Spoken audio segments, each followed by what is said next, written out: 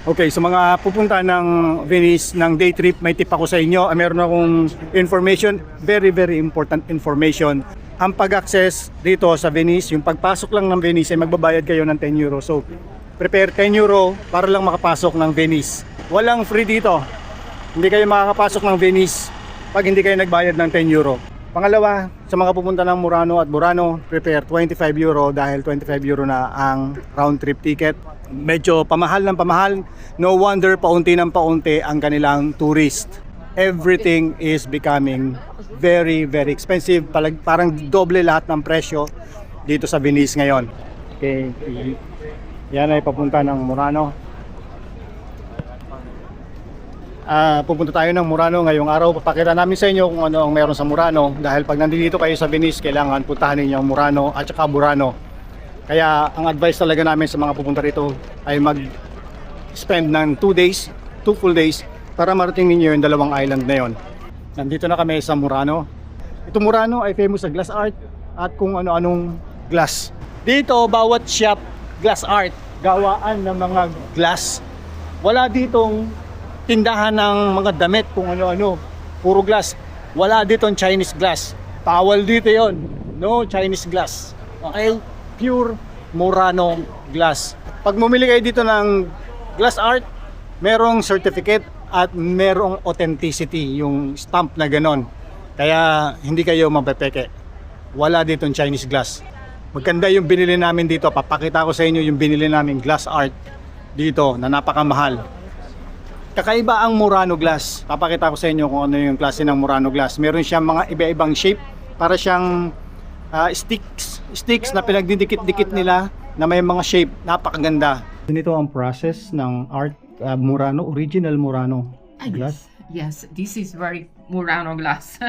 Because this name is Murrina. Io sono italiana. Ah, posso parlare? Sì. Spiega lei. No, no. Okay, Questo so è originale. this is the process. Questa è vera la Murrina. When I finish, I put in the electric oven is flat. When the fusion is flat.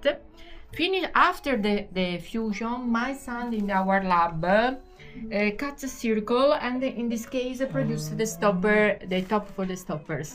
Okay. Okay, so this is for wine stopper. Wine stopper, Okay. in this case. Yes. When I produce the mask, the dishes, this is different because change. It's very long process. Long process. It's very patient, but it's difficult when sometimes this color is not compatible with other color. Is a break. Ay, alam niyo na kung ano ang original Murano glass, ganyan ang itsura niya, okay? And then iba-ibang shape, different colors, different shapes. And then they will i-stick nila together and then lalagay nila sa heat. Yan yun. Lulutuin nila para magdikit. That's the Murano glass. There's no Chinese glass here. Only original Murano with authenticated Murano glass with signature of the artist and with certificate. Lahat ng bibilihin yung glass ay ganyan, may certificate. Okay? So, yan sila. No, it's a unique factory Murano. Yan. Art Glass 7. Wow! Tingnan, ganda niya, no? Wow! Grabe! Amazing ang mga glass art dito. Wala kayong ibang makikita rito kung di glass art. At saka ganito, parang maliit na Venice din siya. Grabe, kaganda.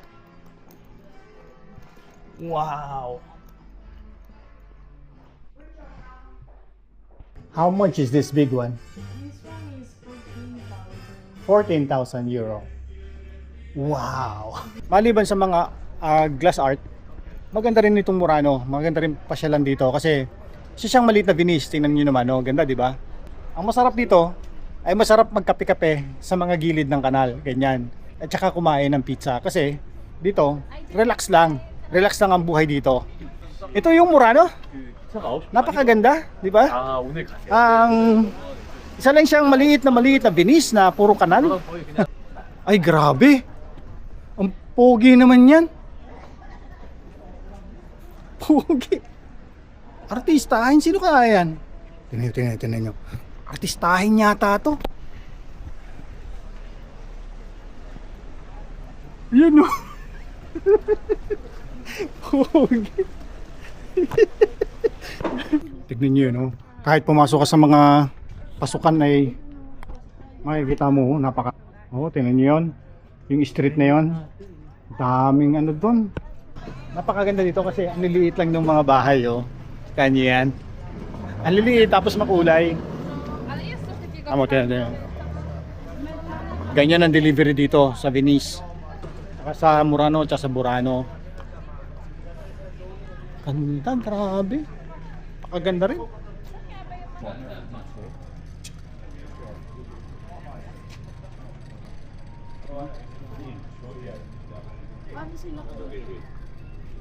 Adesso se non forti Sì, anche perché cavolo, meglio.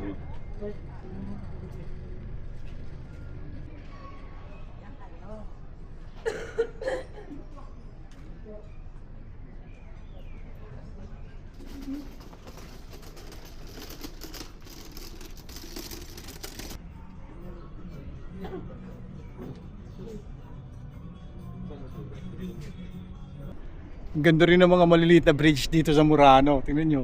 Ganda, di ba? At ang tahimik. Tingnan nyo naman, ang tahimik, oh. Yan ay isang lumang-lumang clock tower na parang hindi na siya gumagana. Tapos ito naman ay yung lumang-lumang simbahan nila dito sa Murano. Bawal ang picture sa loob at saka video, kaya wag na tayong pumasok.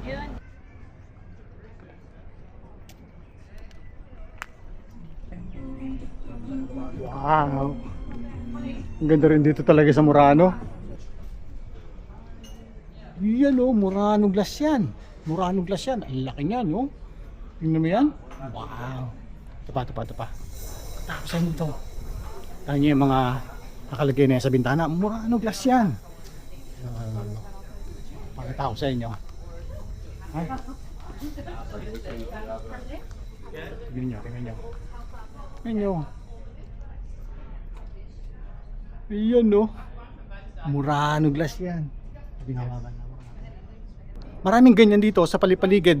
Pero hindi na natin hahanapin lahat kasi short visit lang kami dito sa Murano. At mamaya lilipat naman tayo ng Burano. Ganito ang mga shape ng Murano glass.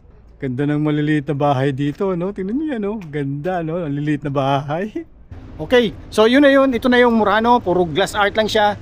Lilipat na tayo. Ito na yon yung kabuuan. Hindi siya kabuuan. Actually, itong isang side lang ang inikutan natin. Ang pinakita ko sa inyo. Hindi ko maipapakita sa inyo itong buong Murano kasi medyo may kalakihan na siya. Abutin din to ng isang araw pag inikot natin ito.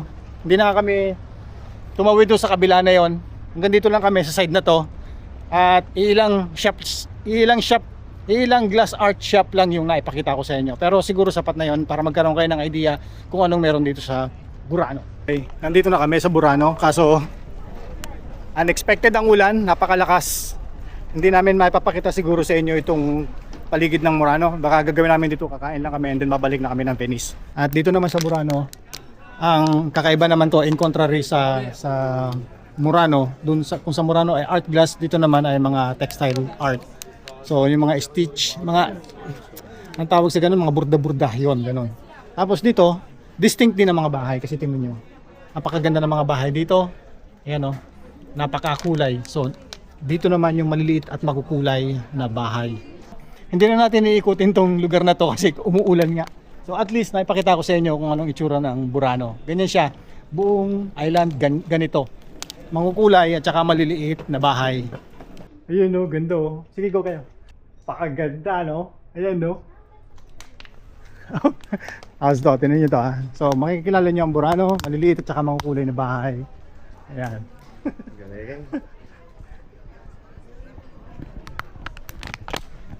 So, ito yung mga special dito. Napakakulay, napakaganda ng napakakulay ng buhay. Kain muna tayo kasi medyo gutom na kami at naiihi. Kailangan ng pagkain, kailangan ng toilet. Kain muna tayo. Kakainin natin to. Kanya yung size na yan. Ang laki niyan. Tapos yan. Ano yung size na yan? Ang laki rin yan. Fight.